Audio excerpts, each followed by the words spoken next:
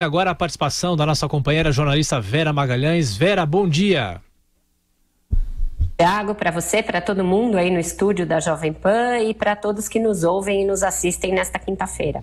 Ô Vera, falando sobre o Supremo, a ampla maioria dos ministros do Supremo já votou pela restrição ao alcance do foro privilegiado. E já é possível saber ao certo o alcance dessa decisão que deve ser tomada hoje? Como é que vai ficar a posição do ministro Gilmar Mendes, Vera Magalhães? Pois é, Tiago, a posição dele pouco importa agora para o placar. Porém, há algumas questões que vão ter de ser moduladas, vão ter de ser explicitadas pelos ministros. A principal delas diz respeito justamente ao alcance da decisão que se vai tomar hoje, como você falou. A princípio, ela atinge apenas deputados federais e senadores, cerca de 20 senadores e algo como 40 a 60 deputados, a depender da avaliação, porque também não se sabe quais são os processos exatamente atingidos. Então, os ministros, ao final da votação, devem discutir se isso continua valendo só para deputados e senadores ou se eles vão também estender a todas as autoridades que têm foro ali no Supremo, notadamente ministros de Estado e também o presidente da República. Então, essa é uma discussão. A outra diz respeito a um aspecto temporal. Quando começa a valer a nova regra ditada pelo voto do ministro Luiz Roberto Barroso, segundo a qual o foro para deputados e senadores passa a vigorar a partir do início do exercício do mandato. É na diplomação ou é na posse? E a terceira coisa que tem que ser decidida, que ontem o ministro Dias Toffoli abriu uma divergência de uma maneira mais clara, mas já tinha aparecido também no voto, por exemplo, do ministro Alexandre de Moraes, é se vale para todos os crimes ou para os crimes cometidos que tenham referência ao mandato, como diz o ministro Luiz Roberto Barroso. Por enquanto, essa é a tese que é vencedora, mas os ministros foram muito enfáticos de que isso vai provocar uma chuva de processos, de reclamações, de questões de ordem no Supremo, para que se decida, afinal, o que tem relação e o que não tem com o mandato.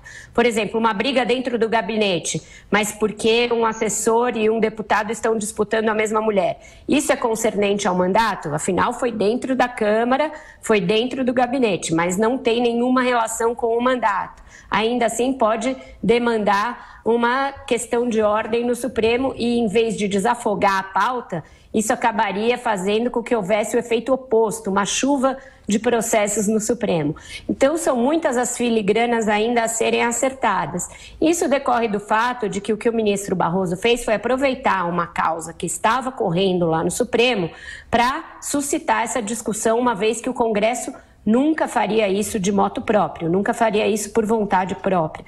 Então, é um puxadinho, é mais um puxadinho. O Andreasa gosta de falar bastante isso, mas ele tem razão. Essa é uma matéria que deveria ser legislativa originalmente, mas o Supremo avocou para ele porque o Congresso, por ter interesses aí contrariados, jamais o faria. Ô Vera, bom, como você destacou, falta o Gilmar votar, mas o voto dele é inócuo. Porém, ele anda sempre com uma caixa de marimbondo, né? Debaixo do braço. Será que ele abre a caixa? Vem aí alguma tensão no plenário? Olha, o Joseval, ele está cuspindo esses marimbondos à torto e à direito. Ontem fez apartes aos votos de todos os colegas, afetando uma certa indignação com a decisão que se está prestes a tomar. É gozado porque mesmo os ministros que são contrários à restrição do foro acabaram votando a favor, porque acho que viram que estamos diante de um momento em que isso é inexorável, a sociedade clama por isso. Eu não sei se ele, Gilmar Mendes, vai fazer o mesmo, esbravejar e depois votar a favor. Eu acho que ele pode ser o único voto vencido ali, contrário. E ele vai tentar trazer os ministros para essa tese de que tem de valer para todos os crimes, que não dá para você estabelecer um critério subjetivo para a fixação do que é crime concernente ao mandato.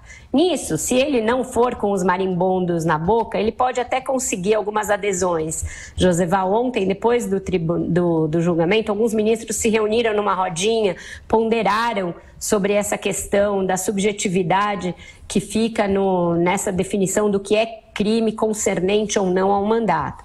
Então, se ele for com algum jeitinho, algo que ele parece ter perdido nos últimos tempos, está sempre afoito, sempre apontando o dedo para os colegas, sempre apontando alguma coisa ilegal ou irregular na conduta dos colegas, de juízes, de procuradores.